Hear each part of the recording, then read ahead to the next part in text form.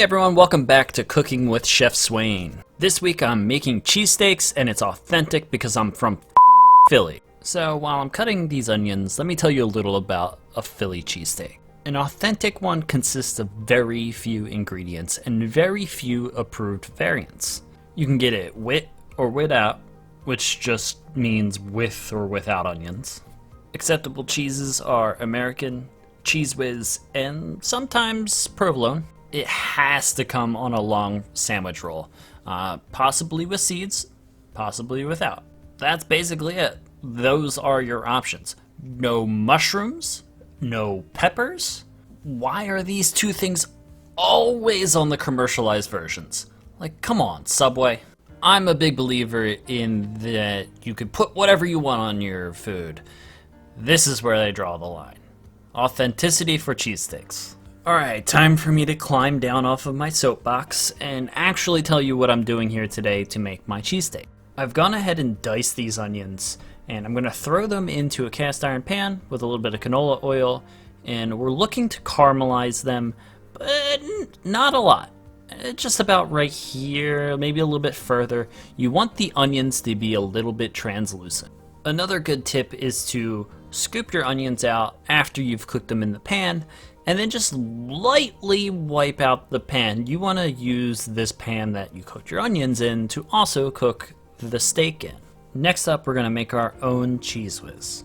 Into the bowl goes 1 teaspoon of cornstarch, a 1/4 teaspoon of kosher salt, garlic powder, mustard powder, turmeric, and granulated sugar. Go ahead and whisk that up. Next thing I'm going to do is grate about 4 ounces of this Cooper Sharp American cheese. A 1/2 cup of whole milk. Also next to the spices, I have 2 ounces of cream cheese. Pour your milk into a small saucepan. Add your cream cheese and get it to a simmer. I broke up the cream cheese in the pan so that it melted a little bit faster. Once simmering and the cream cheese is starting to melt, you're going to want to whisk that bad boy up. Now you'll see it look like it's a broken mess, but it'll all come together in the end. Spices go in, get whisked in as well. After tasting the mixture, I realized it needed a little bit more salt, and I wanted to make it a little bit thinner by adding a little bit of heavy cream. About 1 ounce. Whisk everything together and just keep warm on the back of your stove while you cook the rest. Next up is our bread. This is my seeded sandwich bread. If you want to make it at home, you can use the pizza dough recipe from my first video and bake one of those at 450 after rolling it up.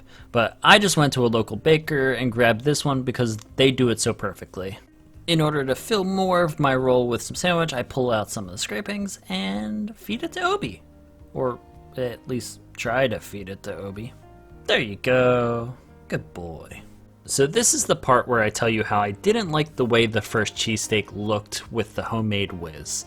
It's still in the video, but I made another the next day the way I personally like to eat them. Now for the star of the show. Thinly sliced ribeye steak that I bought from a local butcher. All the best places in Philly use this cut, so that's what I'm using today. I placed it into a super hot cast iron pan with some canola oil, then add my salt. Now grab yourself 2 spatulas. Super important way to chop up the meat. Chop, chop, chop. Cheesesteaks in Philly come in all sorts of different levels of chopped, but I like mine somewhere in the middle between super fine and just like long pieces. This is the part where I'm going to add in my caramelized onions.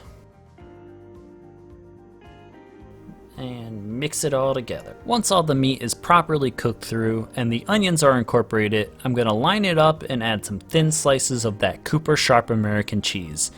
It's honestly the best cheese for this application. Now this is where I get picky. I like to have cheese all throughout mine, and some places just don't think that way. So you can see me begin to push the cheese down and to fold some of the meat onto itself to get good coverage all throughout. This is just another case where residual heat will kick in and still melt the cheese even though it doesn't look all that melted here. Just gonna load this up and voila, the perfect Philly cheesesteak, in my opinion. And now for the super shortened version of the very messy cheesesteak that I made with homemade cheese whiz. A little bit on the roll, a little bit on top. Give it a cut. And the cross section. Messy. Still delicious, but messy. Obi knows what's up. This is the chosen one. Okay, so how does it taste? It honestly tastes fantastic. The ribeye is a fattier cut, so it lends all that flavor and moisture to the meat during the really quick cook time. The cheese is so perfectly distributed throughout the sandwich. The onions are perfectly cooked and hidden amongst all of that cheese. Ugh, only a beer could make it better. Reflecting back on our Cheese Whiz adventure, I do highly suggest trying it out at home. It tasted really good, but just expect everything to be covered in turmeric by the end. Ugh, so full from eating 2 cheesesteaks in 2 days. If you liked today's video, don't forget to like and subscribe. I put out cooking videos every Monday and Friday. Have a magnificent day, and may your quest for food knowledge be bountiful.